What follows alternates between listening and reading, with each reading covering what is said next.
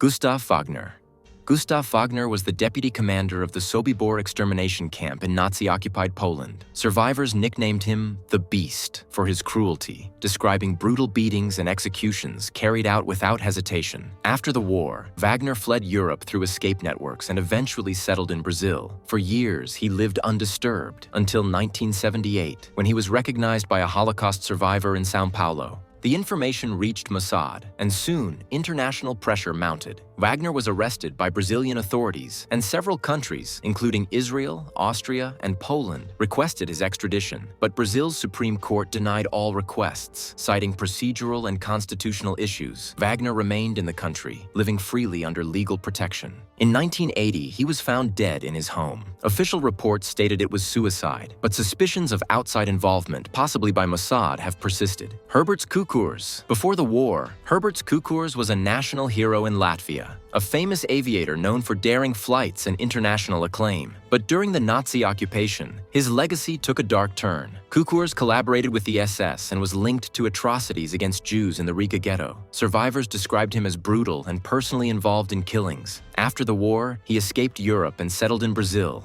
later moving to Uruguay. Unlike others, he lived openly, using his real name and working as a businessman in Montevideo. By the mid-1960s, Mossad had taken notice. In 1965, an agent posed as a businessman and gained Cukurs' trust. He lured him to a house outside the city. Days later, Cukurs was found dead, stuffed in a trunk, alongside documents detailing his wartime crimes. No government claimed responsibility, but signs pointed clearly to Mossad. There was no trial or courtroom. The case sparked debate. Was it revenge or justice? Enjoying the video? A quick like really helps the channel. Walter Rauff. Walter Rauff was a mid-level SS officer who played a critical role in the development of mobile gas vans, vehicles used to murder thousands of Jews, disabled people, and political prisoners during the early stages of the Holocaust. After the war, Rauff was arrested by Allied forces but managed to escape from a detention camp in 1946. He fled Europe and, like many others, eventually made his way to South America. He settled in Chile, where he lived under his real name and worked as a merchant. Despite his past, he remained publicly active and even collaborated with Chilean intelligence services during the military dictatorship of Augusto Pinochet. Over the years, both Israel and West Germany requested his extradition. However, Chilean courts repeatedly refused, citing lack of legal basis and insufficient evidence under Chilean law. Although Mossad monitored Rauff's movements, no covert operation was carried out. He lived out his final years in Santiago and died in 1984, never facing trial for his wartime activities. Franz Stangl, originally an Austrian police officer, he rose through the Nazi ranks to become one of the key figures in the Holocaust machinery. Stangl served as commandant of the Treblinka and Sobibor death camps. After the war, Stangl escaped capture. With help from Nazi escape networks, he fled Europe and eventually settled in Brazil, using a false identity. In São Paulo, he lived with his wife and daughters and worked for over a decade at the Volkswagen factory under the name Frank LeMay. For years, he remained under the radar. In 1967, after a tip and cooperation between Austrian authorities and Mossad, Stangl was arrested by Brazilian police. Unlike in other cases, extradition succeeded. He was sent to West Germany, where he stood trial for his role in the deaths of over 900,000 people. Stangl claimed he was only following orders, but the court rejected his defense. He was sentenced to life in prison in 1971 and died shortly after,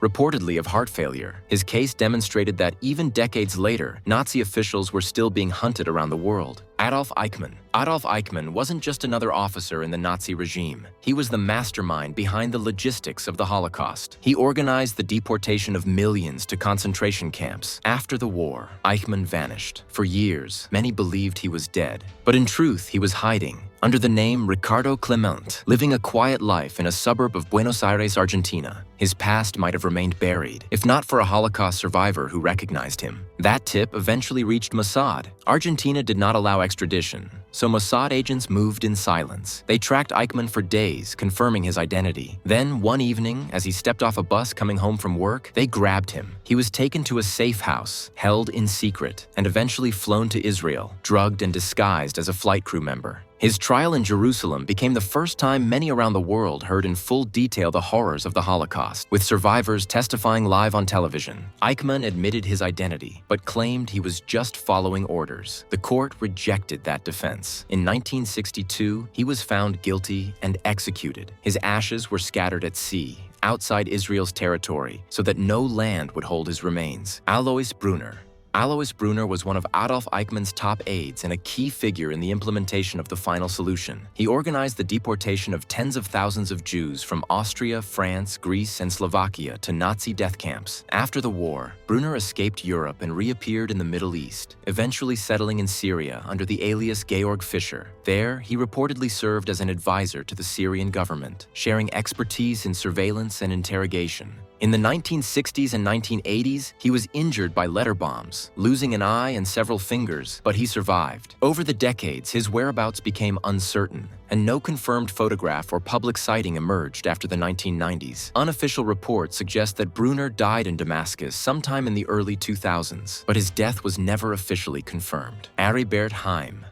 Aribert Heim was an Austrian physician who served in several Nazi concentration camps, including Mauthausen. He became known as Dr. Death for conducting fatal experiments on prisoners, including injections of gasoline, amputations without anesthesia, and organ removals. After the war, Heim lived openly in Germany for some time and even worked as a doctor under his real name. He was questioned by authorities but not prosecuted due to a lack of evidence at the time. When investigations intensified in the 1960s, Heim disappeared. Various leads pointed to Latin America, but in 2009, a team of German journalists uncovered documents suggesting that Heim had been living in Cairo, Egypt, under the name Tarek Hussein Farid, having reportedly converted to Islam. According to the investigation, he died of cancer in 1992 and was buried in a local cemetery. However, no official confirmation or remains were ever recovered. Klaus Barbie.